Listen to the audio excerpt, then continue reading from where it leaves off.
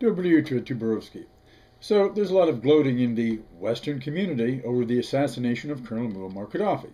Let's be honest, that's what it was, with NATO an active accessory from its usual moral high ground, namely flying safely above, raining death below. We're told that we shouldn't judge his executioners unless we've lived under the brutality of such a man and suffered his barbarism and tyranny. One can say that his execution is an extension of this barbarism and brutality, but critics of this execution are no more soft, pampered Westerners than the Westerners cheering his death, who have also not lived under that kind of regime, and the NATO pilots who strafed the Gaddafi convoy were also pampered, privileged Westerners condemning the head of a poor state seeking to return that state and its people under Western control. But let's accept the argument that brutality justifies brutality and may even be psychologically necessary to purge anger and shame from its victims, as per Frantz Fanon. That being the case, our moral high grounders, who pontificate in our name and sympathize so deeply with those suffering terror and torture under the likes of Gaddafi or Saddam, should have no trouble with, say, Fidel Castro's revolutionary tribunals in 1959. The torturers and executioners of Fulgencio Batista's military and police were hauled before these special courts for war criminals and tried for their tortures and murders, more than was done for Gaddafi. Although due process standards were lacking, the accused was confronted with witnesses who accused them in public and whose sufferings were well known in their local communities. The most notorious case was the War Crimes Revolutionary Tribunal of Cuban Army Major Jesus Sosa Blanco in the Havana Sports Stadium in January 1959. Major Sosa Blanco was in charge of anti-guerrilla operations in the Sierra Maestra and personally responsible for more terror and torture than Muammar Gaddafi on his baddest hair day. Major Sosa Blanco was charged with the burning of 200 houses, at some of them occupied, at Lavisa, I believe it was, in Oriente Province. He executed 9 members of the Argoti de Cespedes family in El Oro de Guisa on October 10, 1957. One widow swore that the good major had shot her husband before her own eyes. One man testified that he'd personally seen Major Sosa Blanco shoot 19 workers in Minas de Ocojal. The conditions of the trial, as stated, were not conducive to due process. The crowd at the stadium yelled things like bandit, assassin, and thug, booed and jeered him, screamed pardon, meaning to the wall, as before a firing squad. Popsicle vendors even walked up and down the stands. Sosa Blanco endured the ordeal with dignity to the very end, we'll give him that, remarking that the proceedings were nothing more than a Roman circus. But he was at least given some kind of public hearing, and our defenders of the oppressed and the victims of tyranny, no matter their legal misgivings, surely received some satisfaction that a man with so much blood on his hands should, at last, have received his just deserts.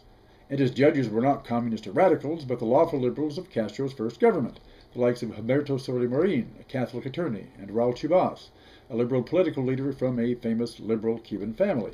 But no, the U.S. denounced these as mere reprisal killings, just blood vengeance, with the barest judicial trappings, little better than legalized lynchings. That for all the justice in those proceedings, the poor major might as well have been hunted down, trapped in a drainage ditch, and shot on capture, to die en route to a hospital.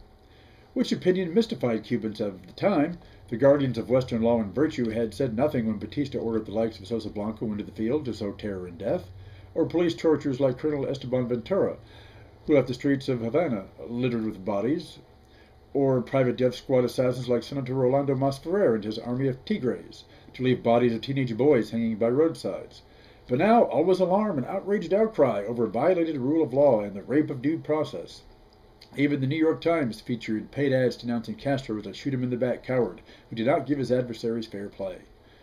This reaction is typical of what author Graham Greene called the torturable and the non-torturable classes, again in relation to Cuba, but as we see, by no means confined to said island. The torturable classes are those who do not advance Western policy interests, or who stand opposed to them. That would include the victims of Major Sosa Blanco, Colonel Ventura, or Senator Masferrer. They also include inconvenient dictators like Muammar Gaddafi or Saddam Hussein, and perhaps in the future, the Assad family or the Kims of North Korea. The non-torturable are those who do advance Western interests, like Fulgencio Batista himself, the royal al-Saud family, the Shah of Iran, or the victims of Fidel Castro. These are friends who must be defended to the end because, though sons of bitches, they're at least ours, and to be judged not for their deeds, but for who they are, as part of the Western Family and Friends Network. Likewise, there was great grief and moral outrage for nearly a century at the execution of the Romanov family in the basement of the Apachev mansion in Yekaterinburg, Siberia, by a Bolshevik execution squad, worthy victims who have been made secular saints by the guardians of goodness. Of course, those who fell under the Tsar's orders, protesters in St. Petersburg, where he earned the title Bloody Nicholas for Bloody Sunday, all the victims of pogroms organized by his police and Cossack massacres ordered by his army, the mass shooting of strikers in the Siberian goldfields, all of this brutality against the men, women, and children of his realm, the bitterness left behind is naturally nothing compared to the execution of his royal person and seed, while gunning for Saddam's sons and dragnetting the Gaddafi boys is the essence of the rule of Western law, because after all, nits grow up to be lice, right? It all depends on whose blood they feed. I could go on with this, but I'm sure the point is well made. Either this kind of retribution is justified or it's not.